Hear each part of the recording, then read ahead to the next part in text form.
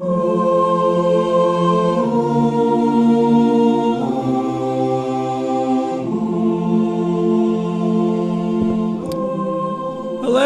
welcome back to another episode of Who Died with Pete and Alex. It's your weekly guide to some of the famous, infamous, and noteworthy figures who were visited by the Grim Reaper this week, ending June 13th. I'm Pete the Retailer. I'm Alex Robinson. And we've got a lot to cover this week. We're not going to be able to get to everybody because it was a busy week in the death business. But we got a handful of notable ones that we wanted to get to. Alex, who was your first honoree this week? Well, my first honoree is Marion Gordon Pat Robertson, the famous televangelist, political commentator, and human being who died on June 8th, 2023, after being born the 22nd of March, 1930. I'm sure most of you know who Pat Robertson was, televangelist, head of the Christian Broadcasting Network, failed presidential candidate. Some things I didn't know about him. In 1956, he became a born-again Christian. He could literally pinpoint he was at a dinner with someone when he became saved. I like that it's a very specific, like that afternoon while he was getting ready to go to dinner, he was unsaved, carrying home his doggy bag. He was totally saved. What was the meal, I wonder? I wonder. It's a good advertisement for the restaurant. Yeah. Talk about savings.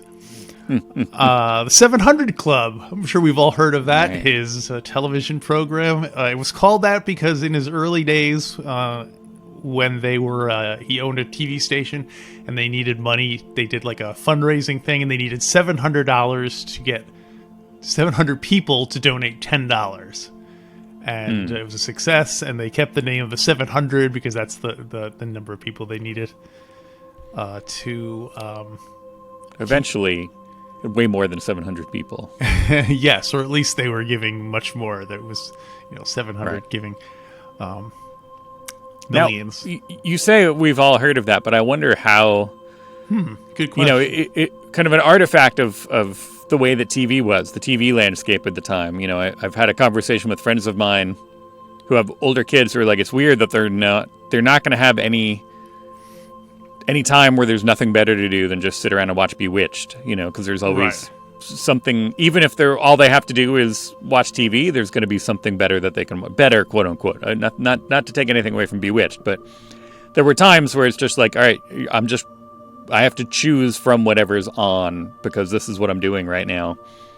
And whatever the meager offerings of your, broadcast television stations were, that was, you just choose what you got. And sometimes, 700 Club was one of those things that was just on because it was on. And it never sat and watched it, but you would come across it because you'd be like, channel surfing. That's probably not even still a thing because increasingly less channels are on their way out. But you're right. I mean, these days Pat Robertson was probably better known as just like, what has he said now, as opposed to people who actually sit and watch his program.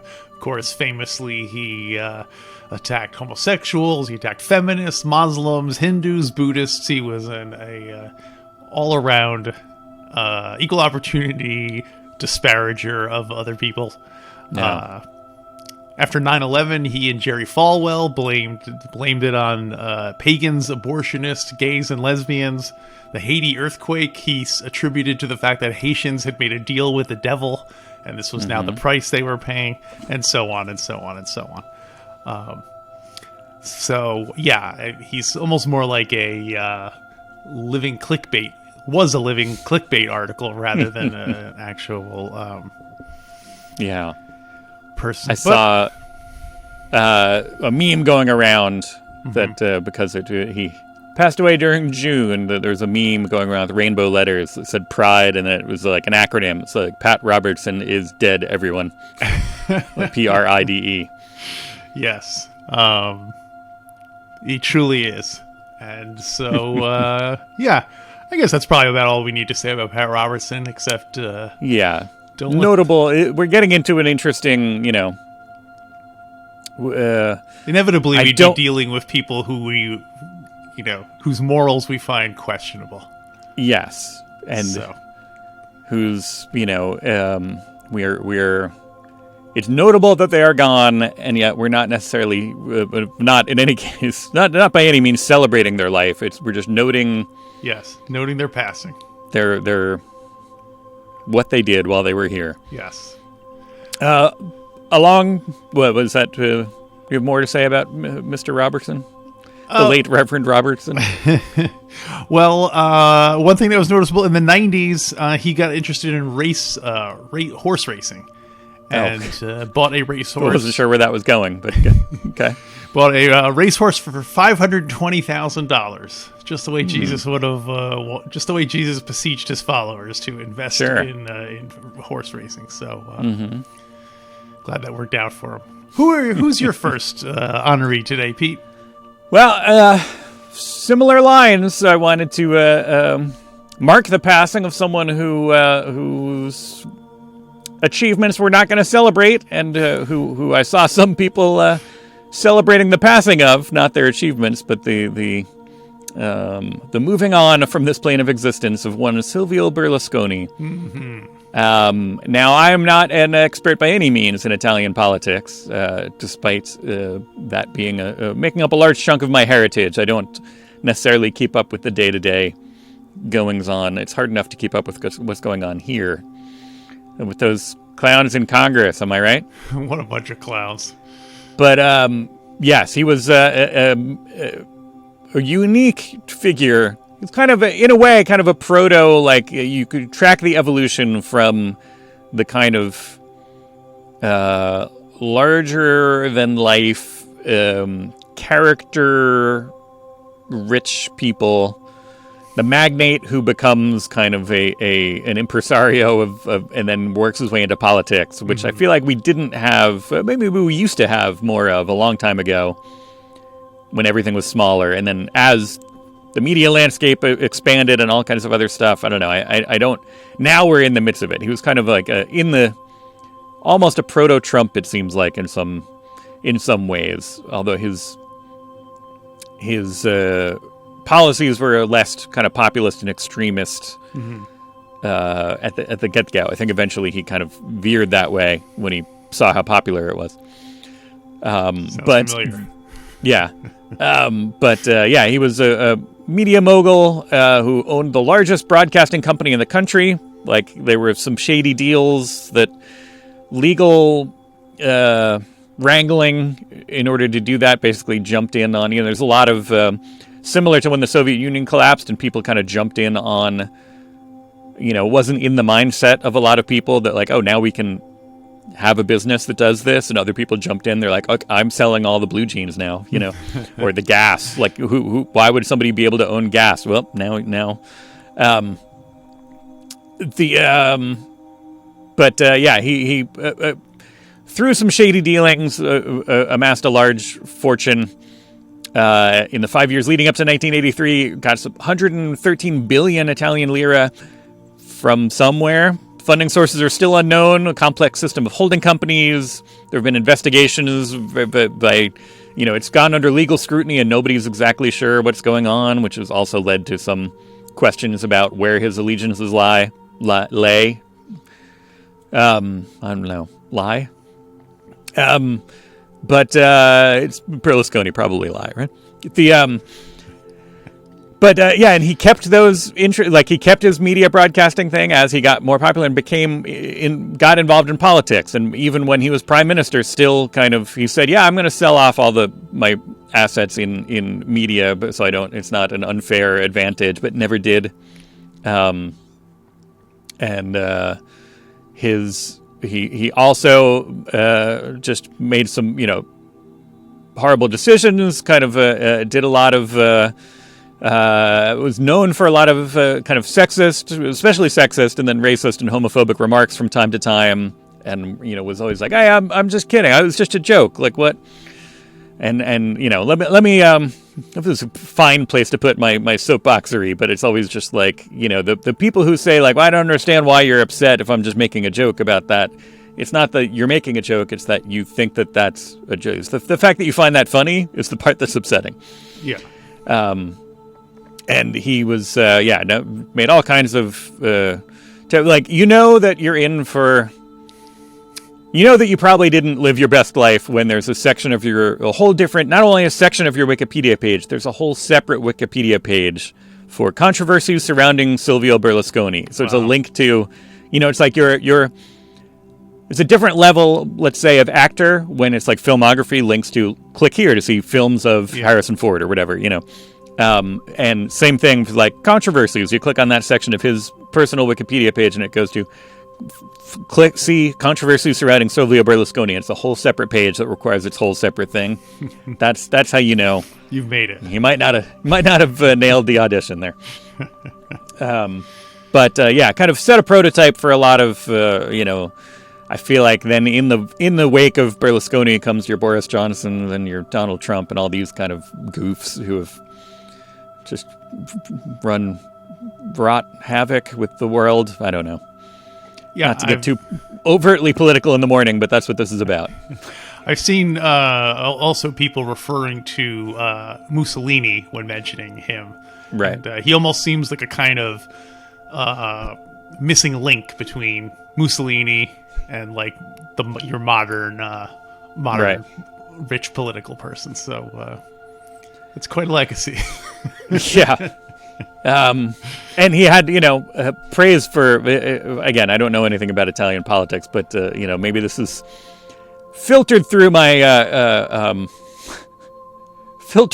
Western, my you know, U.S. influenced lens. But I'm pretty sure that, you know, Mussolini is often heavily criticized for a lot of his policies around the world. And yet Berlusconi often had, you know, praise for things that Mussolini did, and various other, you know, he just ends up coming down on the wrong side of a lot of things when you look at his legacy. So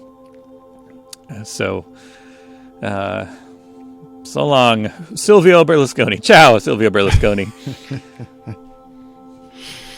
Well, the hits keep coming. Our the next figure we have is Ted Kaczynski, aka the Unabomber. Born the 22nd of May, 1942, passed away in his prison cell the 10th of June, 2023. He, by all accounts, a very intelligent person. He tested, his IQ was tested at 167 when he was a child, and he skipped 6th grade because he was so smart, and now it is thought that was sort of the origin story, because he, by his own account, when he got up a grade, his life totally, like, he had no friends. He was, you know, the smallest kid in the class, and so on and so on. Mm-hmm. And still remained a mathematical genius, but then started to veer into, I don't know, ideological territory. In 1971, he moved to rural Montana because he just wanted to kind of live off the grid and be self-sufficient. And that worked for a while, but then, you know, like, the plot down the acreage down the street had been torn down, and they started putting up buildings, and he was like, I can't get away from it. Everywhere I go, this is going to increase. So then he went on the offensive and started leaving and mailing bombs to various local political people, and then expanded it on a national level. He was famous for, between 1978 and 1995, he injured 23 and killed 3 people with bombs. He got the name Unabomber. I didn't know this. It's not Unibomber, like one bomber. It's Una, right, standing for University and Airline Bomber. That was the you know, kind of, I guess, name they had applied to him when they didn't know who he was. 1996. He should be the UNA bomber. The UNA bomber. Yeah, there you go. That's a good way to do it. We'll let them know that. It might be too late. That ship might have already sailed. Retroactively. 1996, his brother saw a news thing about who they were looking for, this person matching this description, and he's, does these political manifestos, and his brother was like, uh-oh, I think I know who that is. He helped the FBI arrest his brother, and a $50 million investigation is what the Unabomber cost. He was sentenced to 8 life sentences, spent the remainder of his life in jail, but... He's got 7 more to go. Yeah, he was almost there. While he was in prison, he befriended Timothy McVeigh, the Oklahoma City bomber, and he thought McVeigh was an intelligent person, but the Unabomber did not agree with Timothy McVeigh's fascistic tendencies. The Unabomber was almost his own political stripe. Like he was against extreme right wingers. He was more just like against technology and whatever was destroying the planet. And as such, he's kind of lived on as a folk hero on the internet. He published a 35,000 word manifesto, and it's kind of lived on as his ideas have lived on even if the man is dead himself. So it's a kind of weird... it reminds me of John Brown. John Brown, before the Civil War, he was a white man who's like, you know what, I'm going to go end slavery. And he went down and tried to lead a slave revolt. And as time has gone on, depending on the current mood of the country, he's either viewed as a hero or he's viewed as a crazy maniac. So I feel like the Unabomber is going to fall into that category, where as time goes on and his crimes become less visceral to us, those people died in olden times. That has nothing to do with they would be dead now anyway from old age. So. Right. And I mean, the more desensitized we get with mass shootings and everything like that, it's like, only 3 people? Yeah, hey, you guys, that's a piker pittance. Yeah. So yes, not to make light of the death of innocent people, which obviously I think that's I'm against all killing. Let the record show. I am against all killing. I'm against most killing. I'm most killing. It's me, right? I'm the almost everybody that I talk about it after the show.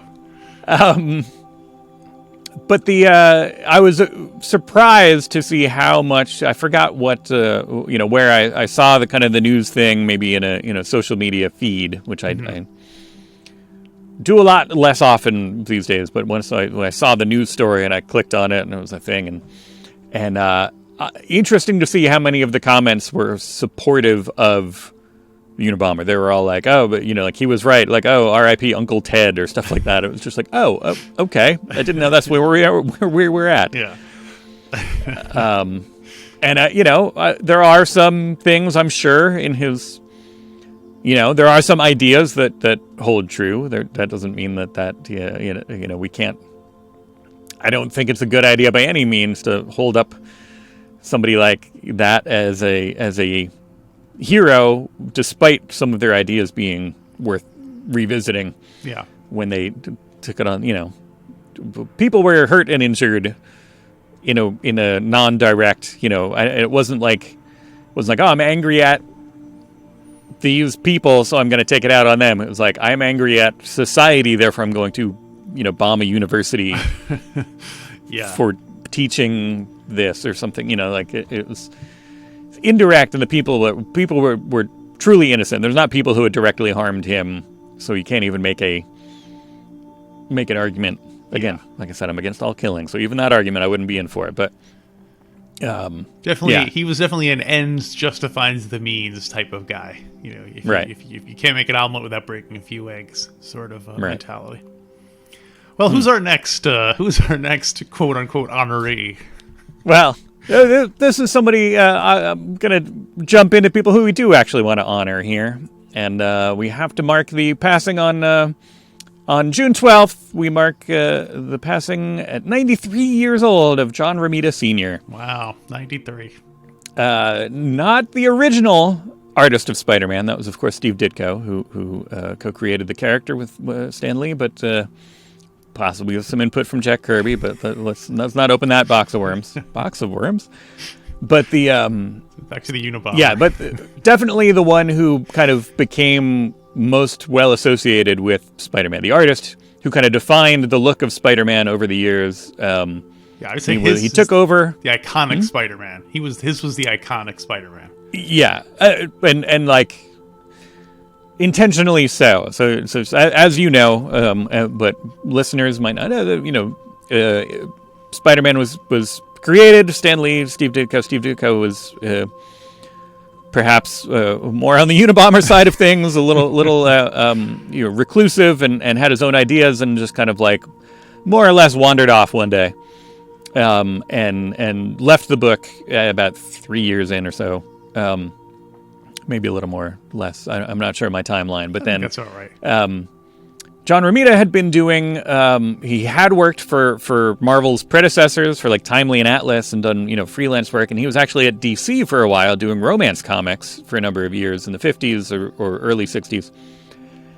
And then Stan Lee basically just took him to lunch and convinced him to come over and work for Marvel. And he had been working on Daredevil when Ditko left, and he's like, "Hey, if you had to, would you be able to fill in for Spider-Man?" He's like, "Yeah, all right, I'll just help you out for the time being." And the temp job turned into like his calling card, his lifelong career, kind of what he's known for. Mm-hmm. And ironically, always wanted to go back to Daredevil. He's like, "When is this over? Can I go back to Daredevil?" And he always wanted to go back and draw Daredevil. And I don't think they ever let him. But Spider-Man, was not it was the second tier book. I think the Fantastic Four was the top selling book for the first several years of Marvel. Mm-hmm. And then Spider-Man, after Ditko left, Romita took over, then Spider-Man jumped up and became the best selling book for a number of years. And it's just during his tenure on Spider-Man, he co-created Mary Jane Watson, who we heard about but never saw until he took over. The Rhino, the Shocker, the Kingpin, all these kind of iconic Spider-Man villains, and also ancillary side characters that he also created. The Punisher, Wolverine, and Luke Cage were all in books that he did. So he co-created all these characters. And then in 1973, he was promoted to Marvel's art director and just kind of set the house style, which is something I heard about a lot. And you can notice it's a wildly different tone. I saw a lot of people discussing the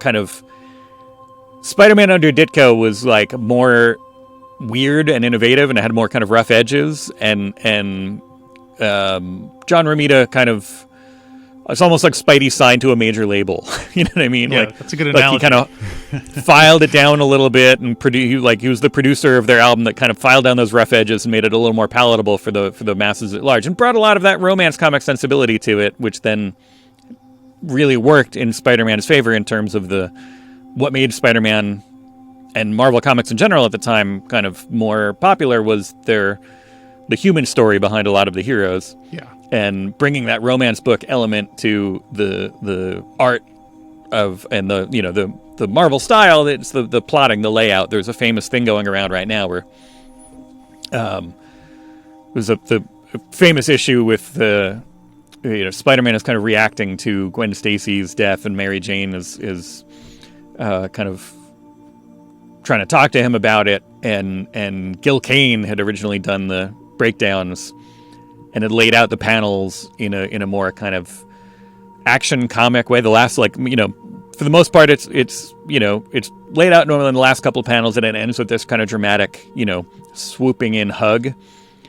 And then Romita redid it when he, kept the layouts for the most part, but at the end just added this dramatic kind of romance comic kind of touch, like pause, and just having her kind of stay in and gently close the door, and it's a good indicator of what I feel like John Romita doesn't get his due as a as a comic artist. He's never like, oh, and like, you know, it's not like he doesn't do like, doesn't have the high highs of somebody like a, you know, like a Ditko or a Kirby where you're like, oh my God, look at this is, but like his storytelling was fantastic and underrated, and he, you know, literally set the style, the Marvel House style. So yeah, a lot of what was like, especially in the era that you and I grew up reading comics, a lot of that was kind of under the art direction, literally of John Romita. So yeah, it's one of those situations where you know, nowadays there's more attention paid to like who was the creator of this book or that character and so on. But because of the way mainstream comics work, it's really, you're not just collaborating with your current person, you're collaborating with the whole history of people who have contributed to the character. And I would say John Romita is probably equally as important to Steve Ditko to the legacy of Spider-Man. You know, he's not the co-creator, but he's, you know, trying to think of a good analogy. He's like, to use your band analogy, he's like the lead guitarist left the band, or it's like he's like the Sammy Hagar. No, I don't know. Is that more of an insult? I'm trying to think of a case where a new person has come in and revitalized the band and made it more popular. I mean, it's not quite the same because I think they were there at the same time. But maybe is he more like a like maybe Steve Ditko is like the Syd Barrett. Yeah, that's a good analogy. And John Romita is kind of the David Gilmour or whatever, who is just kind of like, yes, you know what, we're gonna. Yeah, that's a good analogy. But yeah. So anyway, John Romita Sr., of course, John Romita Jr. still with us and was the one who broke the news. And interesting, you know, he's got an interesting career of his own. That John Romita Jr. Let's count John Romita Jr. among John Romita Sr.'s accomplishments, because it's interesting to see his progression as you know, I feel like a lot of second generation artists or whatever, we just kind of work in the shadow of their ancestors, or you know, or kind of sometimes it's just kind of purely like nepotism. It's just like, oh well, they're around because they're you know, somebody's brother or somebody's daughter or whatever. But Larry Lieber. Interesting to see how John Romita Jr. kind of really went out and kind of developed his own style and became, you know, he's got a highly recognizable style that is nothing like on the surface. You look at the, you know, detail wise, I'm sure storytelling wise, you can plot similarities in the way that they tell a story. But as far as the actual, like, you know, artistic style,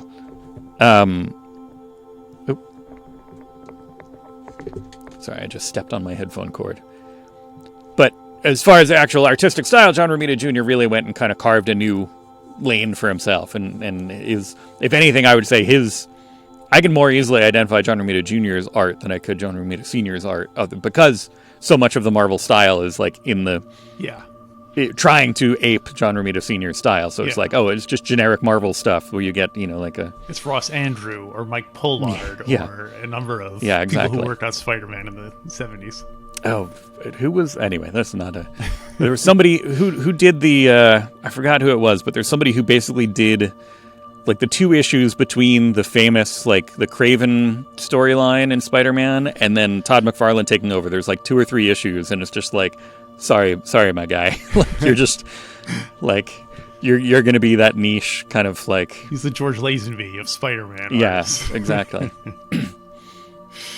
Anyway, John Romita Sr., 93 years old.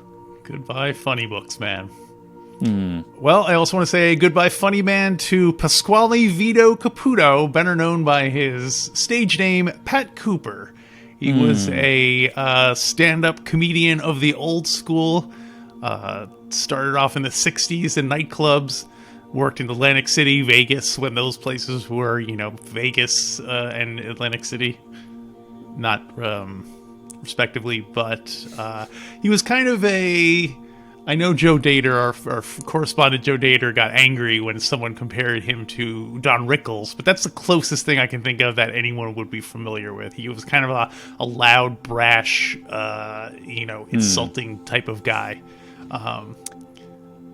Whereas I would even say Don Rickles had a kind of vaguely surreal element to him. like sometimes his insults didn't really make any sense, but they just sounded funny coming out of his mouth. Where Pat Cooper seemed a bit more mean spirited. Go ahead, because I'm more thinking, and I'm not super familiar with Pat Cooper, but I know just like these, in my mind, he's more like a, like a Jeff Foxworthy or like a, one of these kind of, like just doing super targeted ethnic comedy from his own. It's like, oh, if you're Italian like me, then, Yes, he definitely started out that way and, was probably the Italian version of like what a Catskill comedian, would be. Yeah. Well, one thing I learned over doing the Godfather Minute is Pat Cooper is credited with at least popularizing, if not inventing, the phrase "bada bing," which of course became a almost Italian stereotype thing to say. Yeah, thanks to The Sopranos, and it gets a quick mention in the first Godfather movie. So on some level, he will have achieved immortality. However, at the time of his death, he was estranged from every member of his biological family. So life goals right there. I just mostly remember hearing him he used to come on Howard Stern and get into fights with his children on the air. They were adult children, not like, he wasn't yelling at little kids, but he definitely seemed like he would have been a difficult person to live with, and now no one has to worry about it anymore. Goodbye, funny man, Pat Cooper. That's funny. I have no, I have no concept of anything that he did kind of post 60s, I don't think. You know what I mean? Like, it's always just like these old bits that would come up, including like famously, there's been several parodies over the years of the famous Herb Alpert album cover, Whipped Cream and Other Delights. And Pat Cooper was it Spaghetti Sauce and Other Delights, I think. And it's on Whipped Cream and Other Delights, it's a woman kind of covered in whipped cream, quote unquote. Most of it was actually shaving cream, but you get the idea. And kind of somewhat seductively just sitting in a pile of whipped cream and looking at the camera. And Pat Cooper's album, he's covered in spaghetti, covered in pasta, with his glasses on, looking at the camera. And so one of the humorous takeoffs on that, and that again, that whole vein of comedy of just and it's not even. I mean, it did its job at the time, and I'm not taking anything away from it. But it's not so much comedy as much as just like. And when you go to dinner and everybody eats, and it's like everybody's like, yeah, they do. It's just like it's observational comedy, but without much of a. I could see it going over really well in like my grandparents, and they're just purely being identified as being like, oh yes, other people are also experiencing this. This kind of thing happens. Yeah, it's almost like a variation on the whole thing about representation. You know what I mean? Like. I think what happened was that, you had the first wave of immigrants who came in but I feel like then in the 50s, it was the children of the people who had grown up with immigrant parents. And now now suddenly you have Dean Martin singing songs in Italian, and Italian becomes a lot more of a stereotypical version of Italianness becomes more mainstream.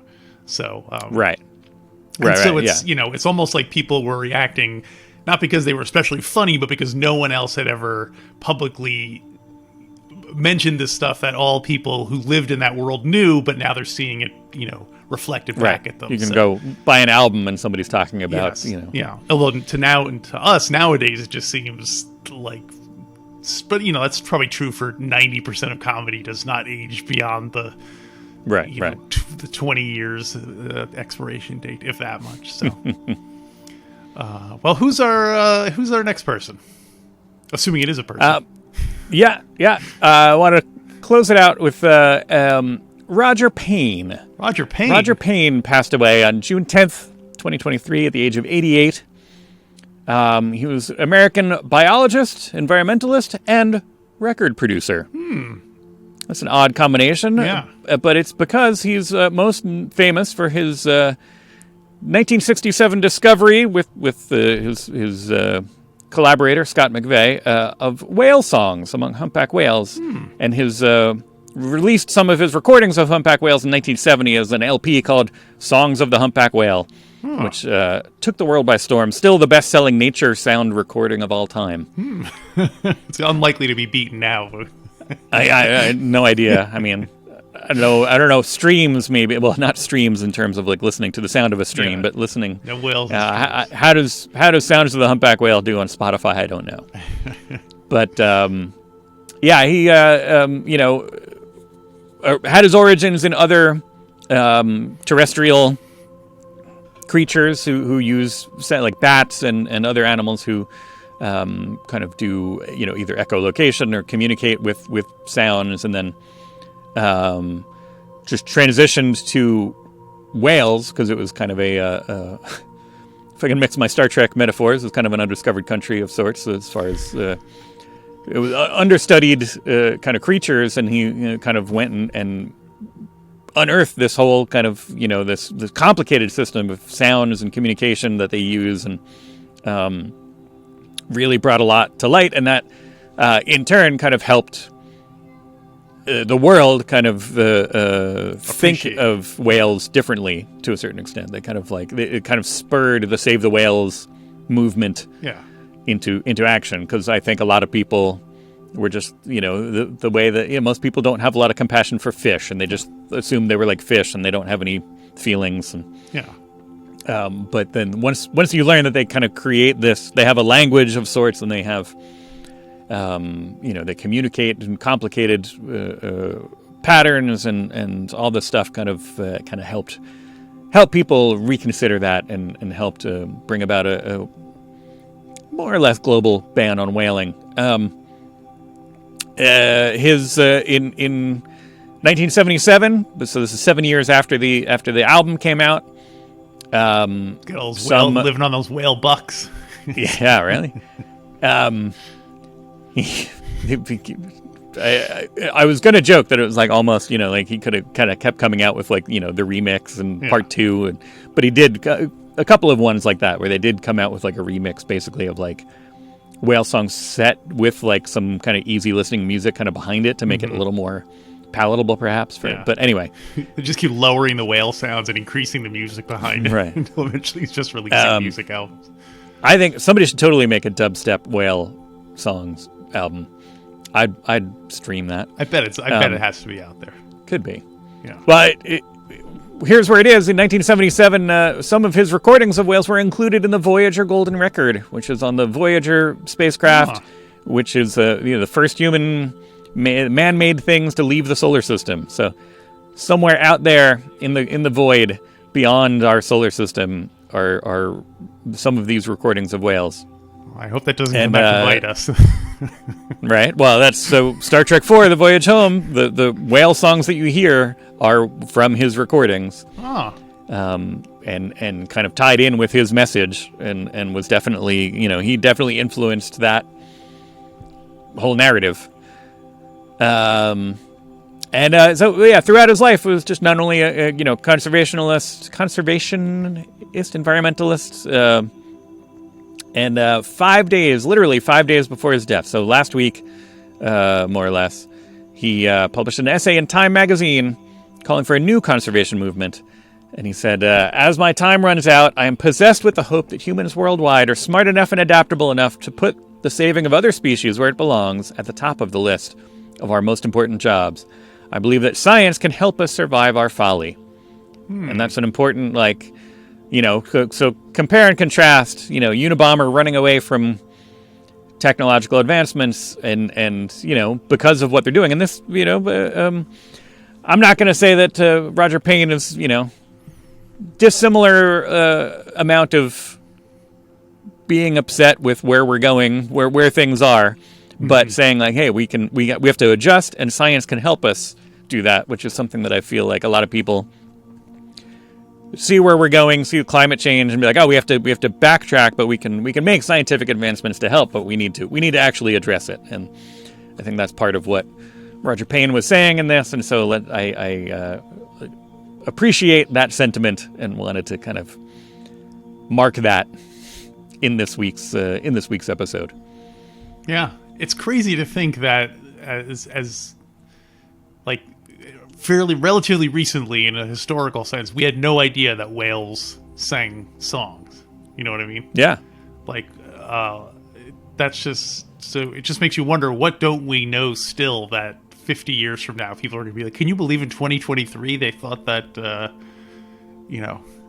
that birds were alive? They didn't realize that they were just mechanical creations that created, right. I don't know.